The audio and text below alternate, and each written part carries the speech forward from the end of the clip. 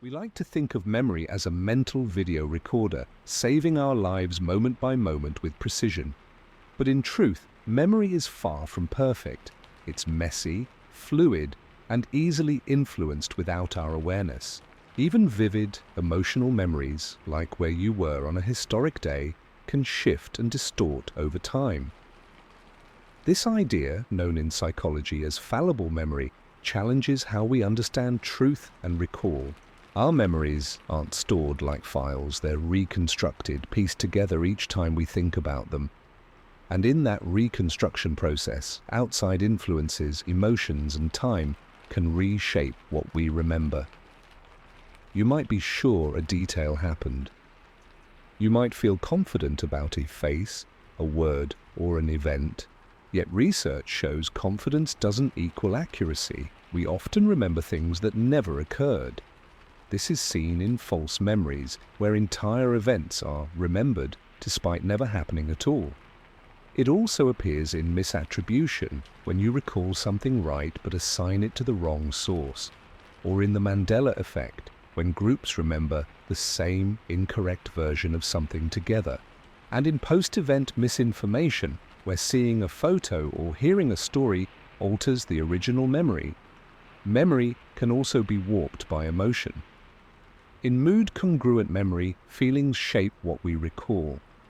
A sad mood can make past experiences seem worse than they were, simply by filtering the memory. Even imagination can trick the brain. Just picturing an event can increase belief that it happened. These effects aren't rare, they happen to everyone, and they can have serious consequences. Eyewitness testimony in court, personal conflict, even our sense of identity are all shaped by memory. When those memories are flawed, decisions and beliefs can be built on a shaky foundation. That doesn't mean memory is useless, but it does mean we should question it more often. Fallible memory is not a glitch, it's how the brain works, efficient but vulnerable to error. Understanding fallible memory gives us empathy for others and ourselves. It reminds us to be cautious with certainty and humble about what we think we know. In a world that prizes evidence and confidence, it's worth remembering. Memory is not always fact. Sometimes it's just a really good story, told by your brain with a few edits you never noticed. One striking example of fallible memory, mentioned earlier, is the Mandela effect, a shared false memory. Named after widespread false memories of Nelson Mandela's death in the 1980s, it shows how groups can confidently recall events or details that never actually happened, such as movie quotes or logos. The power of the Mandela effect lies in how collective it is. It's not just one person misremembering, it's entire groups of people recalling the same error with certainty. This challenges the idea that memory is a private, reliable function. In fact, it's often a social process, shaped by others. Psychologists believe the Mandela effect may be driven by source confusion and social reinforcement. When we repeatedly hear others recall a detail incorrectly, we may begin to adopt it as truth. Over time, this false memory feels just as vivid and emotional as a real one. This raises unsettling questions. If groups can misremember global events or cultural icons, what else might we be collectively misremembering in our personal or historical narratives? The Mandela effect doesn't just show that memory is flawed, it shows it can be flawed together. By understanding examples like this, we begin to see memory less as a vault and more as a canvas, one that's continually redrawn with each conversation, suggestion, or emotional shift. This leads us deeper into the study of memory errors, where more complex distortions emerge. The Mandela effect shows how groups can share false memories, but what happens when the brain generates entirely false memories on its own? This brings us to a deeper and even more personal form of memory distortion known as confabulation, a process where the mind fills in gaps with fabricated details, often without the person realizing it's happening at all. Confabulation occurs when memory fails but the brain tries to maintain a coherent narrative. Rather than saying, "I don't know," the mind invents details to explain what happened. It's not lying. The person fully believes the false memory is accurate. That belief is often strong and resistant to correction. This phenomenon is most common in individuals with neurological damage, like from a stroke, or conditions such as Korsakoff's syndrome, which is related to chronic alcohol misuse. However, mild confabulations can also appear in healthy people, especially under stress, fatigue, or when trying to recall complex or emotionally charged events. There are two main types: spontaneous and provoked confabulation. Spontaneous confabulation arises unprompted, often in brain-injured individuals. Provoked confabulation happens when someone is asked a question and unknowingly fabricates a memory to fill in missing information. What makes confabulation so fascinating is how natural it feels to the person. They may confidently describe past events, conversations, or details that never occurred. This confidence can make it difficult for caregivers, doctors, or loved ones to distinguish between what's real and what's unknowingly constructed.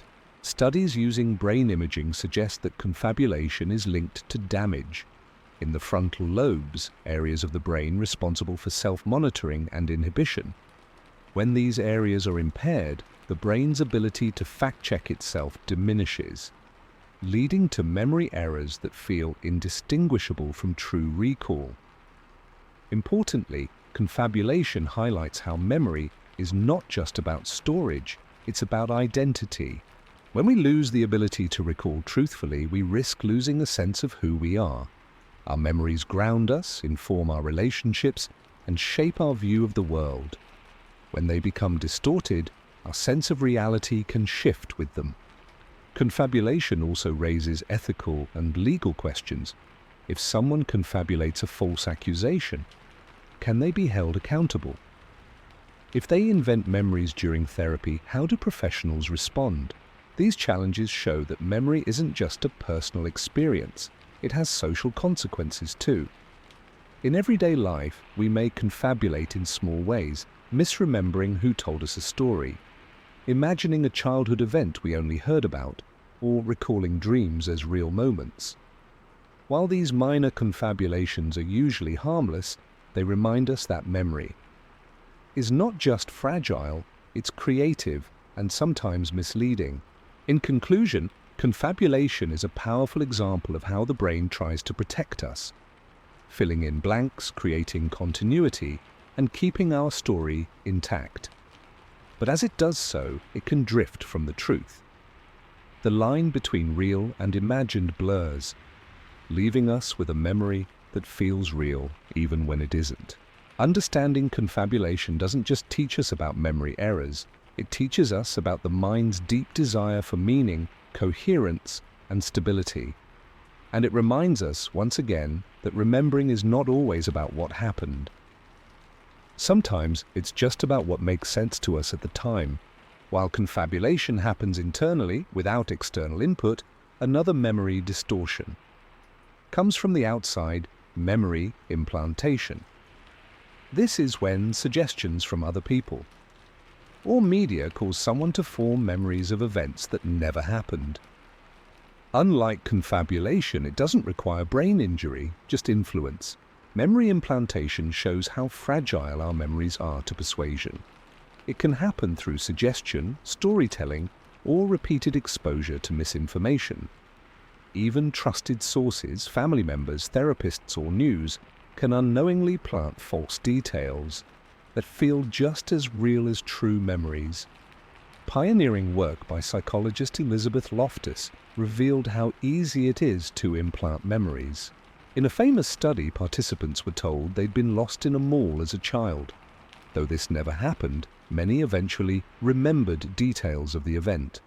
What the mall looked like, who helped them, even how they felt. The brain is especially vulnerable when suggestion is paired with emotion or repetition. If you're asked to imagine an event vividly enough, your brain may encode it as real. Over time, you may stop distinguishing between what you imagined and what actually occurred.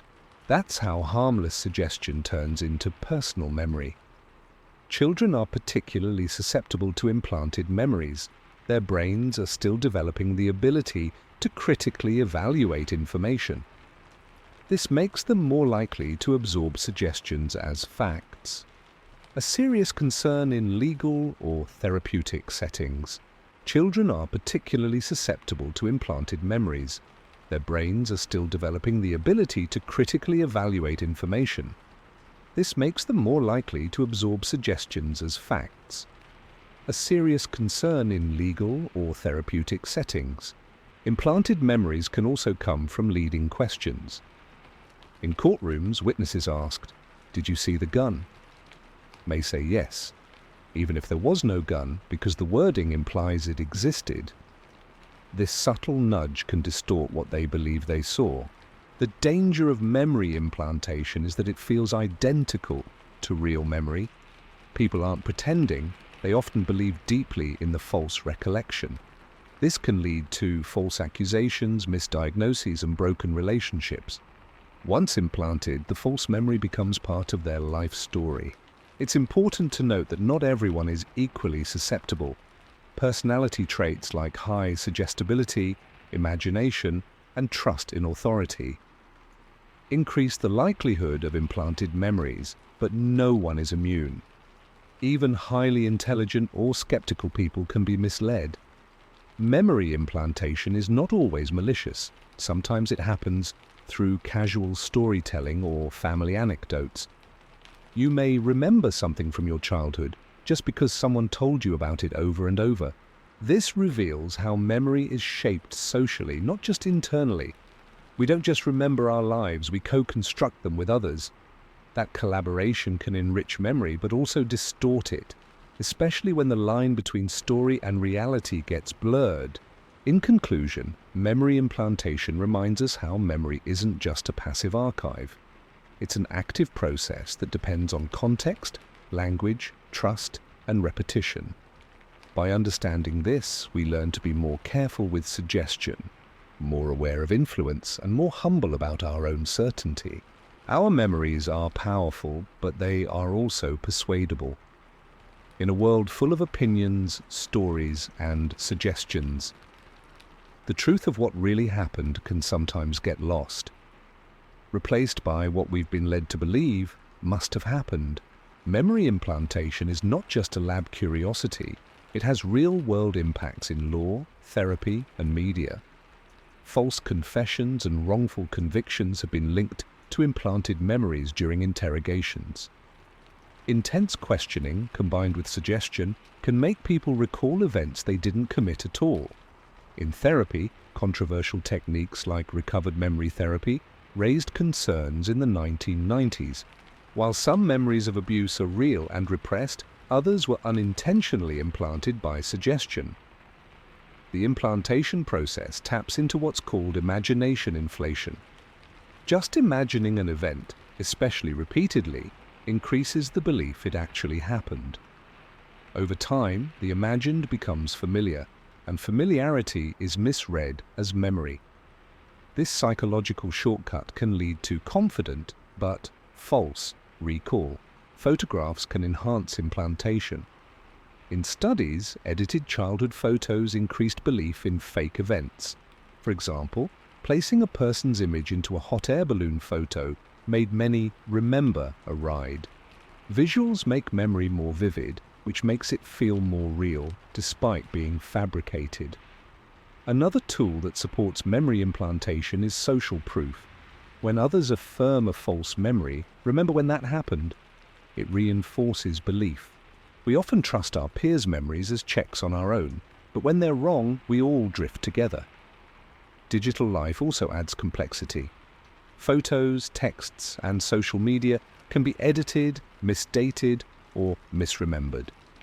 We rely heavily on these records to recall the past, but they, too, can mislead or create new memories. Even algorithms showing memory highlights can reframe how we recall emotional experiences. Implantation also reveals how suggestibility changes with age. Children and older adults tend to be more susceptible to false memories. This is due to underdeveloped or declining cognitive defenses. which makes critical thinking and reality monitoring harder. Understanding memory implantation has led to reforms in legal procedures. Today, police and lawyers are trained to avoid leading questions or repeated suggestion. Expert witnesses in psychology may testify on how implanted memories can form, especially in emotionally charged or high-pressure contexts. Importantly, this doesn't mean all recovered memories or emotional recollections are false. Some are accurate, but memory implantation teaches us to ask, how was the memory formed? What conditions were present? Context matters just as much as content in evaluating memory reliability. In neuroscience, memory implantation is being explored using brain scans and models of memory encoding. Some studies suggest that false memories activate similar brain regions as real ones. This overlap helps explain why false memories can feel just as rich, emotional, and convincing. In everyday life, understanding implantation makes us more careful storytellers. When we recount memories to others, especially younger people, our language matters. Saying, "You always hated dogs," may rewrite their perception of early life, even if the truth was far more complicated or neutral. Memory implantation ultimately teaches us a key truth. Memory is not about perfect accuracy, but meaningful narrative.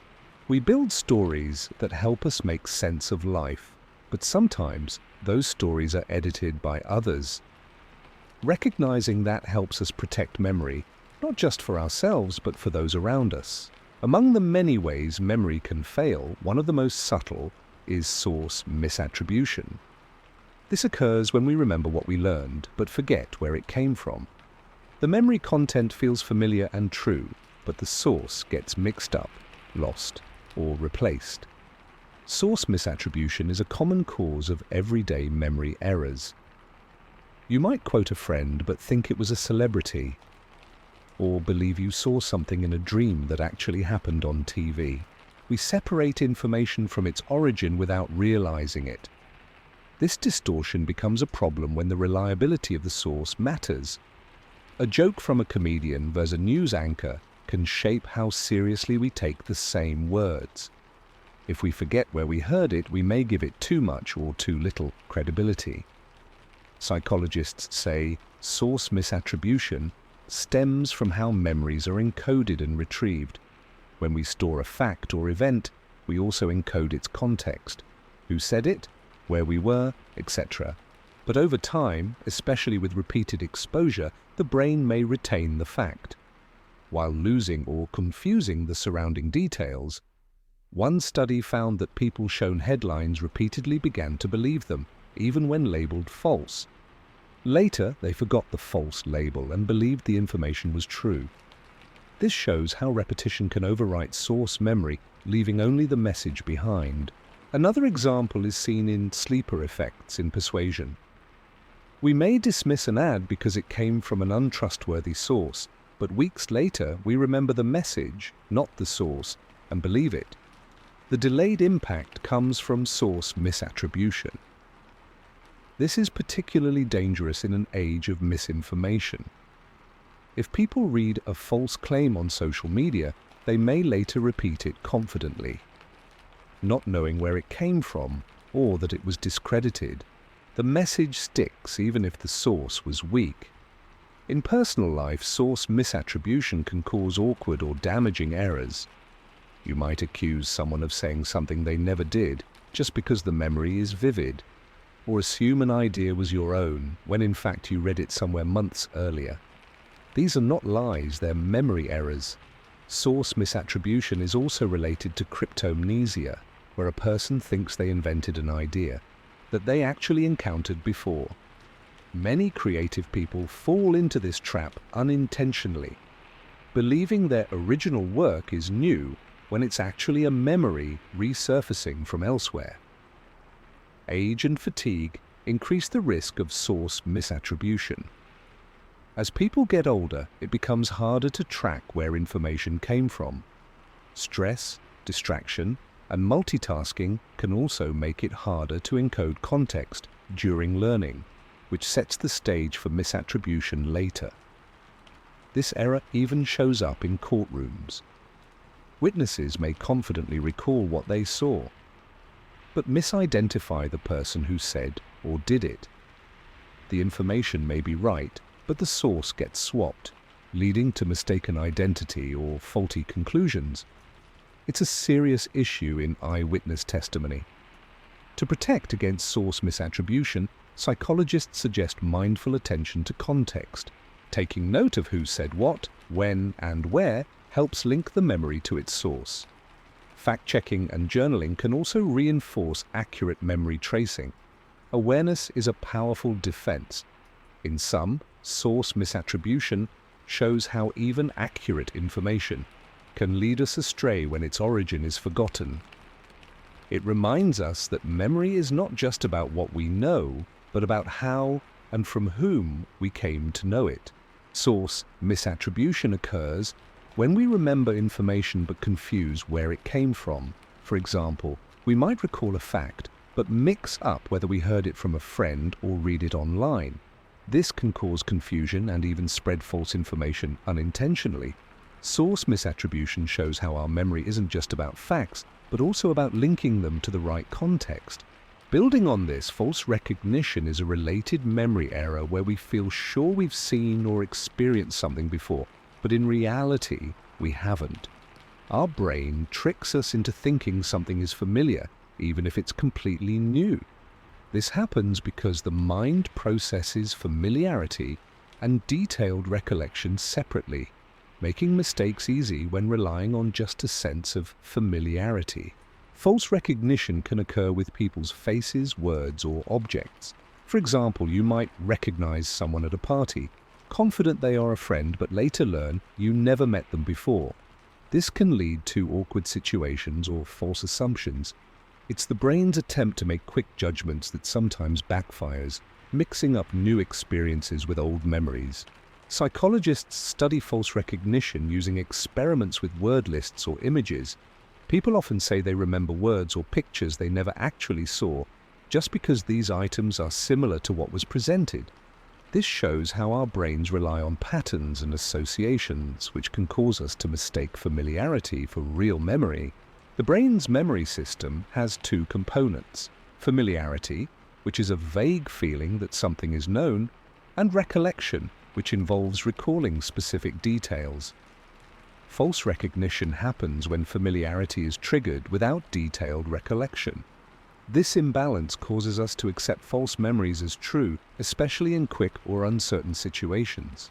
False recognition has real-world impacts, especially in legal settings. Eyewitnesses might confidently identify someone who wasn't involved in a crime just because their face seems familiar. This can lead to wrongful convictions. Understanding false recognition helps improve how we question memories and evaluate eyewitness testimony.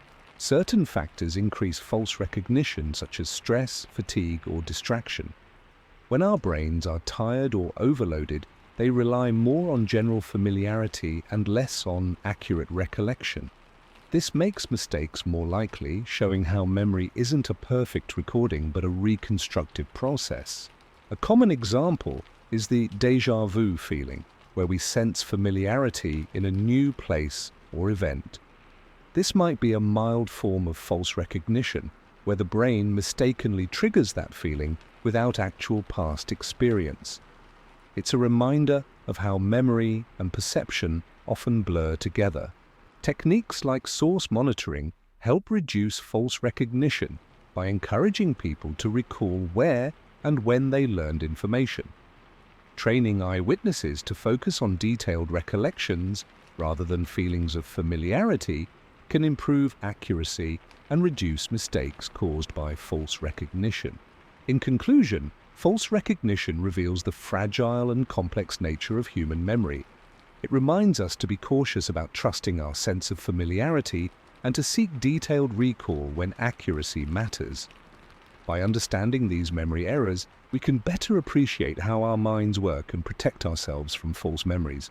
False recognition shows how our memories can trick us into thinking something is familiar when it's not. We often rely on feelings of familiarity, which can be misleading. But what about memories from early childhood? Unlike false recognition, childhood amnesia is the difficulty or inability to recall memories from our first few years of life. Childhood amnesia means most adults can't remember events from before age 3 or 4. This isn't just forgetting, but a general absence of memories from that period. Scientists believe this happens because young brains are still developing structures critical for long-term memory storage and retrieval. While false recognition deals with errors in remembering recent or past events, childhood amnesia is about the near total lack of memories from early childhood. This raises interesting questions about how memory forms and why early experiences don't stick like later ones. Research shows the hippocampus, a brain area vital for memory, matures slowly during infancy. Its immaturity may explain why we don't retain early memories well. In addition, language development plays a key role. Without the ability to verbally encode memories, they may be harder to access later. Unlike false recognition, where memories exist but are distorted, childhood amnesia suggests early memories might never fully form or are stored differently. This makes the earliest years of life a kind of memory blackout, even though experiences surely influence development. Cultural factors also affect childhood amnesia. In some cultures, parents talk about early experiences frequently, helping children build lasting memories. In others, less emphasis on storytelling may contribute to fewer recalled early memories. False recognition and childhood amnesia highlight memory's complex nature. One shows how memory can be mistaken, while the other reveals how some memories may never be formed or retained. Both remind us that memory is not a perfect record but a fragile, evolving process. Scientists study childhood amnesia using interviews and brain imaging. Understanding it better could help in developmental psychology and even in therapies for early trauma, showing how early life shapes us even without explicit memories. The mystery of childhood amnesia sparks curiosity. How do early experiences shape our personality and behavior if we can't remember them? This shows memory's limits but also its deep connections to identity and growth. In summary, childhood amnesia is a natural part of human memory development. It contrasts with false recognition by showing what we don't remember rather than what we remember incorrectly. Together, these memory phenomena reveal the fascinating, imperfect ways our minds work. Childhood amnesia reminds us that many of our early experiences are lost to us.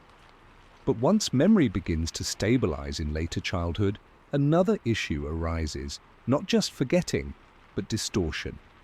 This leads us into the concept of memory bias, where our current beliefs, emotions, or expectations reshape how we recall the past. Unlike childhood amnesia, which involves missing memories, memory bias affects the ones we do remember. Our brains often rewrite past events to match who we are now. This isn't intentional. It's how memory stays flexible and emotionally useful, even if it becomes less accurate. One common example is consistency bias. We recall past beliefs or behaviors as more similar to our present ones than they actually were. This makes us feel more stable and consistent over time, but it masks how much we've changed. Another is hindsight bias, where events seem more predictable after they've happened. Once we know the outcome, we often misremember thinking it was obvious all along, which can affect learning and judgment. Self-serving bias is also common. We tend to remember successes as the result of our own actions and blame failures on external factors. This helps protect self-esteem, but can cloud our understanding of past decisions or mistakes. Just like how culture can influence childhood amnesia, culture also shapes memory bias. The way we're raised to talk about our past, whether we're encouraged to focus on the group or the individual, affects what we remember and how we interpret it. Memory bias shows that even though we remember more as we grow older, we don't always remember accurately. Our minds aren't built for perfect recall. They're built to make sense of our lives and keep our identity feeling stable and meaningful. This doesn't mean biased memories are useless. They can actually help with emotional well-being, making difficult experiences feel more manageable or past conflicts seem less painful. But they also mean we should be careful when reflecting on the past. Bias doesn't just affect personal memories, it also shows up in social memory. For instance, we may remember interactions with people we like more positively, even if they weren't especially kind. This can affect how relationships form and how we interpret the past with others. Our emotional state at the time of recall also influences bias. If we're feeling happy, we tend to remember past events more positively. This is known as mood-congruent memory. It helps explain why two people can remember the same event very differently based on how they felt. Memory bias teaches us that memory is not just a record of what happened, it's a reflection of how we feel, think, and make sense of our lives in the present. While childhood amnesia limits what we remember, bias shapes how we remember it. Recognizing these influences allows us to reflect more honestly, communicate more clearly, and understand ourselves and others with greater compassion. Memory bias shows how our current emotions or beliefs can reshape past memories. But not all memory errors are about distortion. Some are about loss. Even if a memory was once accurate and vivid, it may simply fade away with time. This brings us to transience, the natural weakening of memory over time. Transience isn't a flaw of memory, it's a built-in feature. The brain forgets unused or irrelevant information to make space for what matters most. Like a muscle that weakens without use, memories that aren't revisited tend to fade. We often assume forgetting is bad, but transience helps us function efficiently. If we remembered every detail of every day, our minds would be overwhelmed. Forgetting makes room for focus, decision-making, and emotional regulation. Transience occurs in both short-term and long-term memory. You might forget a phone number moments after hearing it or lose details of a childhood vacation decades later. Without rehearsal or reminders, even meaningful memories fade. This loss follows a predictable pattern called the forgetting curve, discovered by Hermann Ebbinghaus. Right after learning something, we forget a lot very quickly. Then, forgetting slows over time. Unless we actively review or use the information, most of it will disappear. Transience also affects how well we remember specifics. Over time, we tend to forget exact details, but keep the general meaning. For example, we might remember the gist of a story, but not the specific words used or when it happened. While memory bias reshapes memories, transience erases them. Both can change how we understand the past, but in different ways. Bias can lead to overconfidence in a distorted memory. Transience can leave us with gaps, uncertainty, or a feeling of emptiness. Age can increase the effects of transience. Older adults often report tip-of-the-tongue experiences where they know a memory is there but can't retrieve it. This doesn't always mean memory loss, it reflects slower access, not complete forgetting. Emotion plays a role in what we forget. Strong emotional events, positive or negative, are more resistant to transience.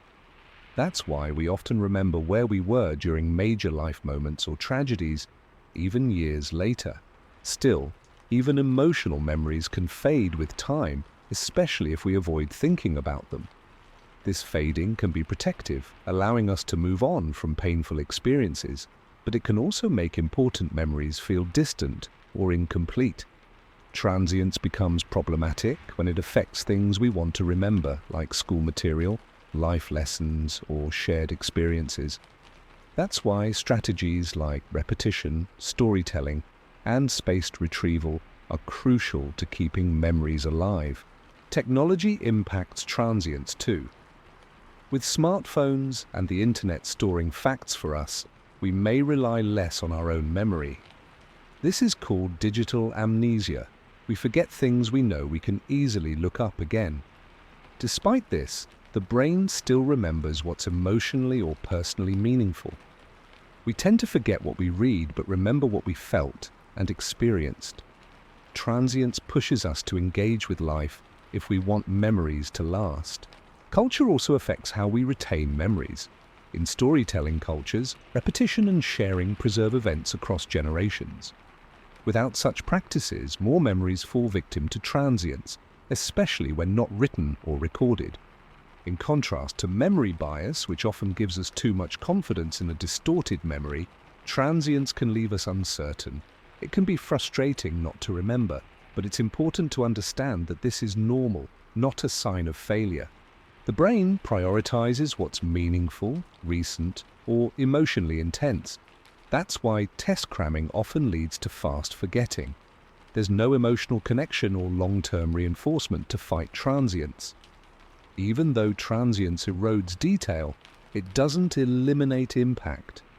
You may not remember a person's exact words, but still recall the warmth of their voice. Memory becomes less about data and more about emotion and impression. We can fight transience with active engagement, revisit memories, talk about them, connect them to emotions, and use what we've learned. The more we interact with a memory, the more likely it is to endure.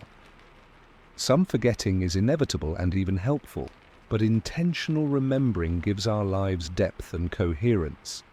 Transience reminds us to choose what we want to remember and build habits to protect those memories. Transience is memory's way of clearing space for the present. Unlike bias, which reshapes what we remember, transience quietly erases it. Together they remind us that memory is selective, emotional, and ever-changing. By understanding transience, we learn to appreciate what we recall, mourn what we forget, and preserve what matters through intention and connection. Transience shows how memory fades over time, often for the better. But the opposite can also happen. Some memories don't fade at all. They stick in the mind, uninvited and intrusive. This is called persistence, when we remember too much, especially what we'd rather forget. Persistence is the flip side of forgetting. While transience clears mental space, persistence clings to thoughts and experiences that may cause pain or distress. These memories often resurface without warning, even when we try to avoid them. This phenomenon is common in people with anxiety, depression, or post-traumatic stress disorder, PTSD. In these cases, distressing memories replay vividly, sometimes with emotional or physical reactions, interfering with daily life. Unlike transience, which lets go of unimportant information, persistence traps us in the past. It may come from moments of embarrassment, grief, guilt, or trauma. Even after years, certain triggers like a smell, sound, or place can bring the memory flooding back. Neuroscience shows that emotionally intense events are encoded more deeply in the brain, especially in the amygdala, which handles fear and emotion. These strong emotional tags make certain memories stickier and more likely to persist. In some cases, persistence can be helpful. Remembering past mistakes can guide future decisions. Grief can remind us of deep love, but when memories are too powerful or frequent, they cause harm rather than help. Intrusive thoughts, flashbacks, and rumination are all signs of persistence. They can make someone feel like they're reliving the past, unable to escape what has already happened.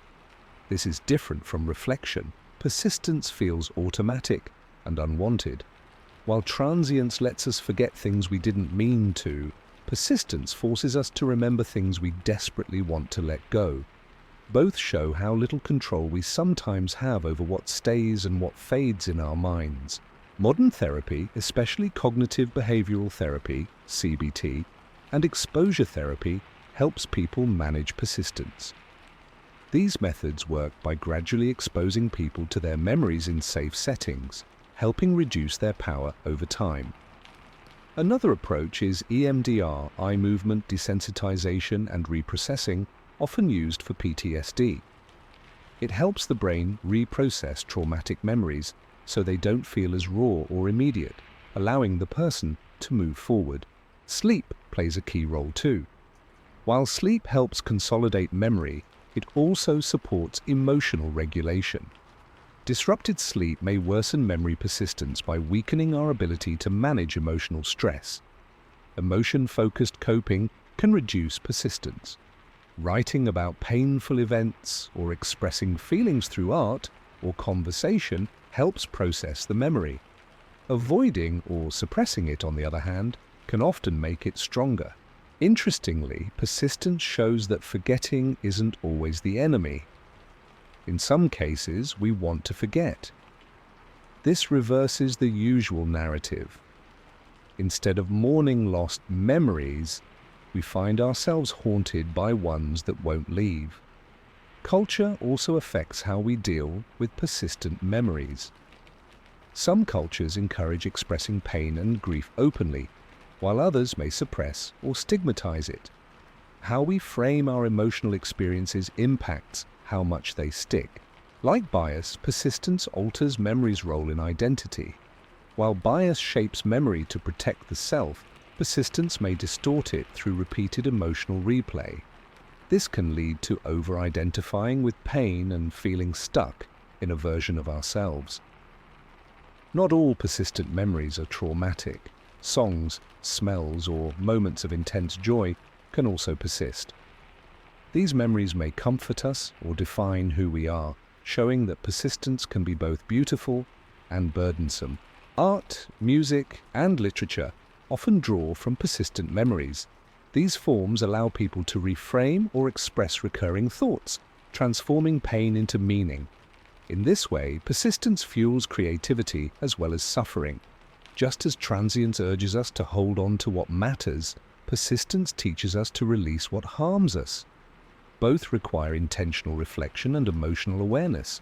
Memory isn't passive, it's something we must learn to live with and shape. The balance between transience and persistence is fragile. Too much forgetting leaves us lost, too much remembering leaves us trapped. Healthy memory involves more than recall. It involves emotional processing, perspective, and acceptance. Persistence reveals the power of memory not just to shape who we were, but to control who we are. Unlike transience, which lets memories go, persistence holds them tight, sometimes too tight. Understanding this balance helps us face what lingers, honor what matters, and slowly, gently, let go of what we no longer need to carry. Persistence shows how some memories linger painfully, affecting our present. But not all memory distortions are rooted in negativity. Sometimes we remember things as better than they really were. This is called rosy retrospection, when the past seems sweeter and more joyful in hindsight. Rosy retrospection is common and often unconscious. It's the reason we might say those were the days, even if those days were stressful, boring, or difficult at the time. Our minds tend to highlight the positives and blur the negatives, unlike persistence, which forces us to relive unwanted memories. Rosy retrospection polishes old ones, making them appear more ideal. This can create nostalgia, a warm emotional longing for a past that may never have truly existed. This memory bias helps preserve emotional well-being. By softening the hard edges of past experiences, rosy retrospection can bring comfort, promote resilience, and create a sense of continuity in our life story. Psychological studies show that people often rate vacations, school years, or big events more positively in retrospect than they did during the actual experience. The unpleasant parts, stress, delays, conflict, fade, while highlights remain. One reason for this is selective memory. We remember peaks and endings more than ordinary or negative moments. This is part of the peak-end rule. The most intense and final moments of an experience shape how we recall it. Rosy retrospection also works through emotion tagging. Pleasant emotions attached to memories tend to grow stronger over time, while unpleasant ones weaken. Our memory isn't just what happened, it's how we felt about it later. This bias isn't always positive. It can lead to idealization of the past, causing people to cling to outdated beliefs or resist necessary change. We might overvalue the good old days and undervalue the present or future. In relationships, it can make people stay in unhealthy dynamics because they only remember the early, happy times. Or it may cause regret comparing real-life partners or jobs to idealized versions of the past. In decision-making, rosy retrospection can distort judgment. People might return to a place or reattempt a choice based on an inaccurate memory of how good it was, leading to disappointment or error. Marketing and entertainment often rely on rosy retrospection. Nostalgic ads or reboots tap into our desire to return to a time that feels better in memory than it ever was in reality. By recognizing how rosy retrospection influences our memories, we can approach both the past and present with greater awareness. It reminds us that memory isn't just about facts, it's about finding meaning and building identity. Rosy retrospection teaches us that memory often prioritizes positivity over accuracy.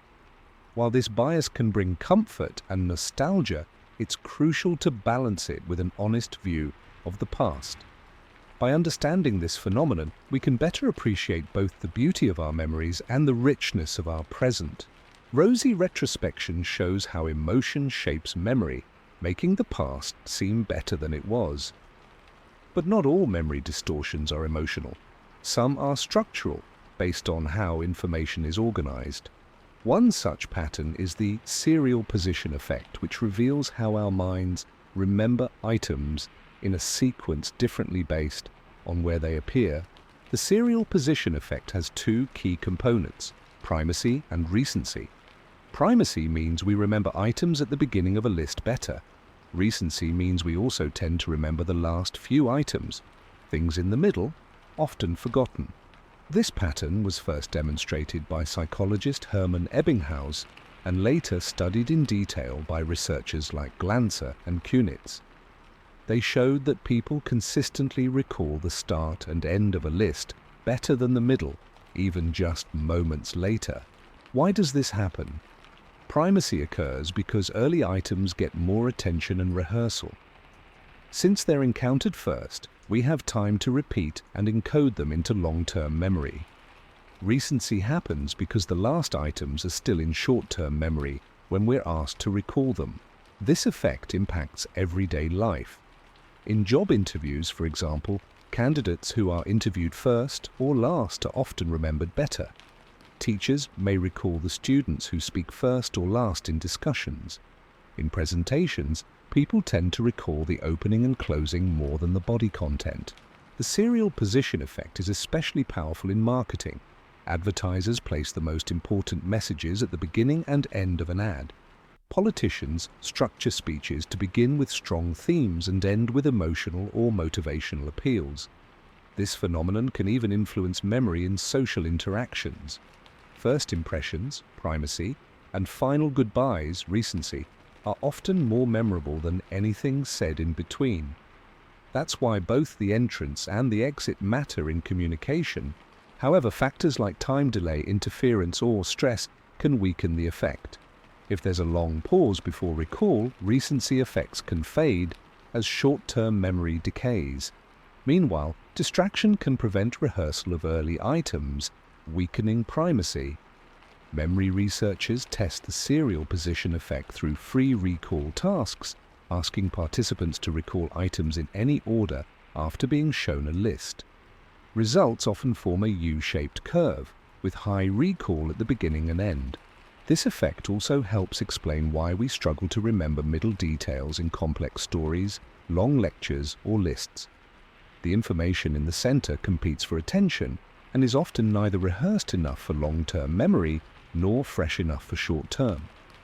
Interestingly, the serial position effect is less noticeable when people are asked to recall items after recognition tasks, like multiple choice.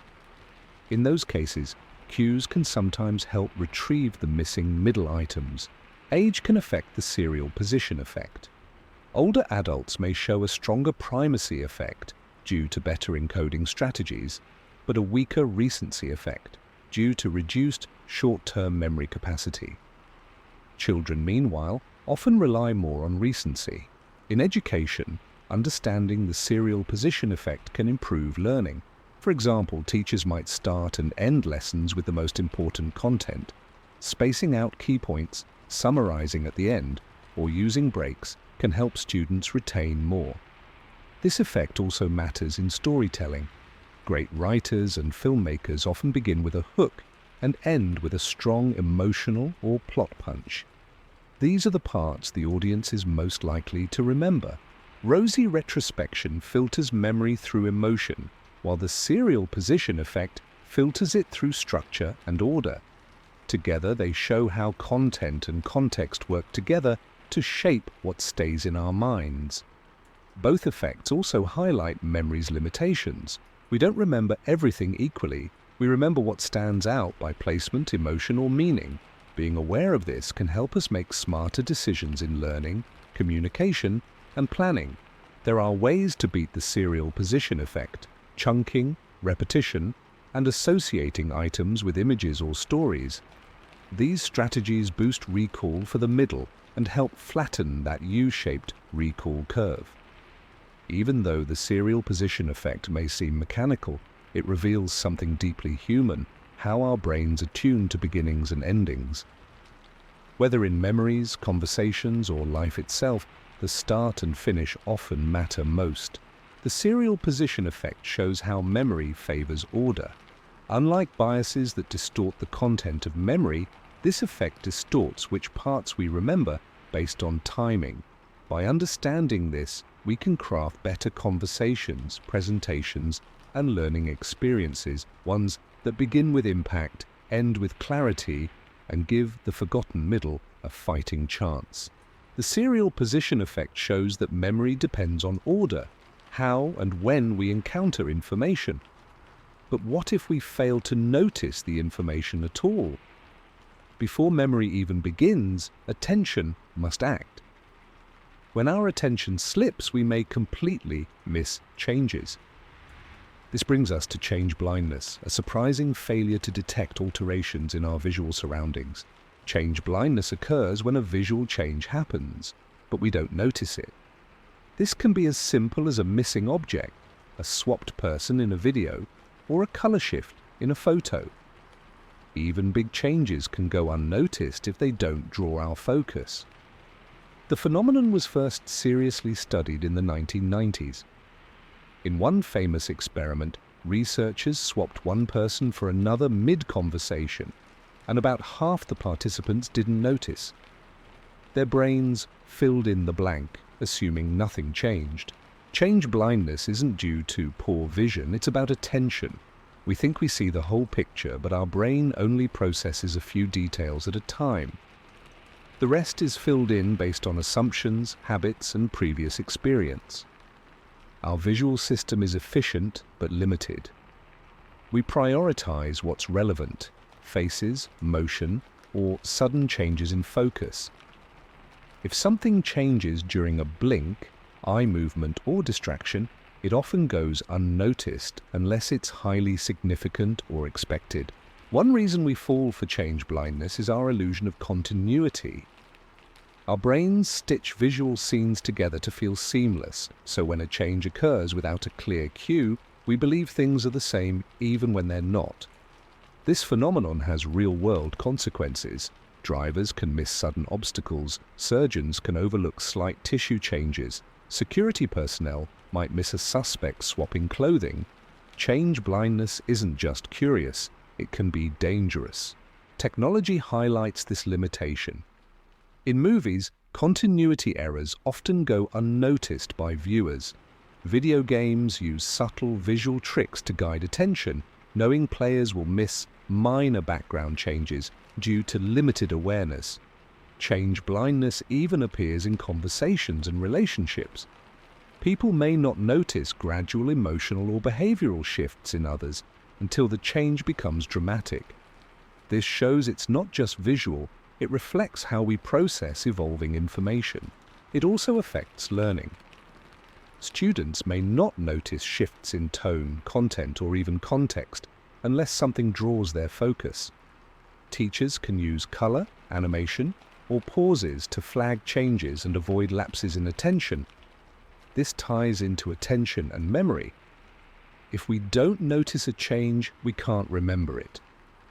Unlike the serial position effect, which influences what we recall, change blindness limits what we encode in the first place. The flicker paradigm is a classic test of change blindness.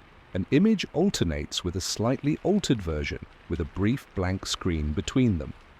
Viewers often take several seconds or longer to notice even major changes. Despite its name, change blindness isn't a flaw, it's an adaptive feature. Our brains simplify reality to conserve mental energy. We don't need to notice everything, just what's useful. Selective attention is a survival mechanism. However, it becomes a problem when our assumptions are wrong. We trust that the world stays stable unless proven otherwise. Change blindness reminds us how fragile that trust is and how easily our perception can be tricked. Change blindness also speaks to how expectations shape attention. If we're told something might change, we're more likely to catch it. This shows how perception isn't passive. We actively construct what we see based on our mental state. In relationships or self-awareness, change blindness can explain why gradual change goes unnoticed. A person may not realize how their habits or emotions have shifted until an external event makes it obvious. Understanding change blindness helps in design, safety, and communication. Warning signs, for instance, must break through this bias using color, contrast, or motion to pull focus.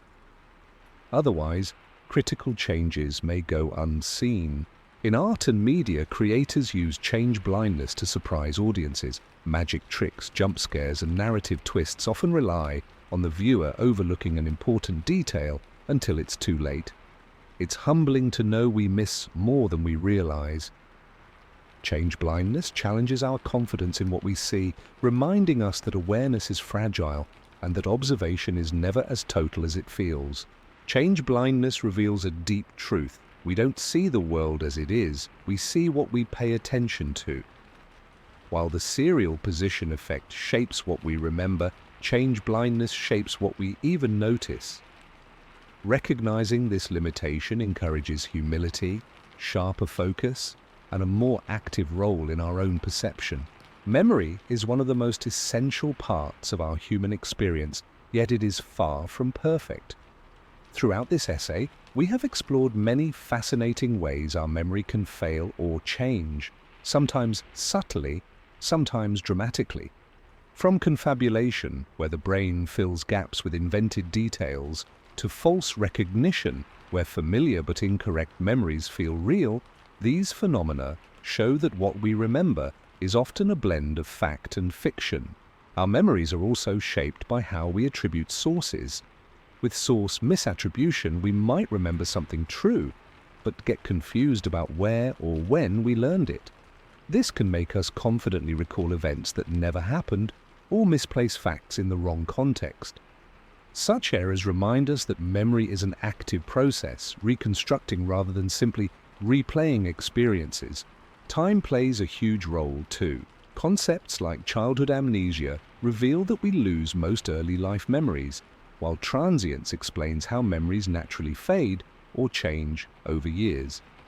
Yet some memories persist intensely, sometimes painfully, as seen with persistence. Meanwhile, rosy retrospection shows how we tend to recall the past more positively than it really was, glossing over hardships and focusing on the good. Structure and attention further guide what sticks. The serial position effect teaches us that we tend to remember beginnings and endings better than the middle parts, whether in lists, stories, or conversations. And even before memories form, our brain's attention system filters what we notice. Change blindness dramatically illustrates how we can miss large changes in our environment if our focus isn't drawn to them. Together, these memory quirks highlight a core truth. Memory is not a flawless recording device, but a complex creative process. Our brains constantly interpret, edit, and sometimes rewrite memories based on emotions, focus, beliefs, and time. This makes memory flexible, allowing us to learn, adapt, and maintain a sense of self even when some details are lost or changed. Understanding these fallibilities doesn't mean we should distrust all our memories. Instead, it helps us be more thoughtful about how memory works, how it can be influenced, and how it shapes our identity and relationships. It also points to the importance of critical thinking, questioning what we recall and being open to new information. Ultimately, memory's imperfections are part of what makes us human. They remind us that our personal histories are living stories we tell ourselves, stories that evolve as we do. Embracing this complexity allows us to use memory as a tool for growth rather than a fixed archive, fostering empathy for ourselves and others as we navigate the past, present, and future.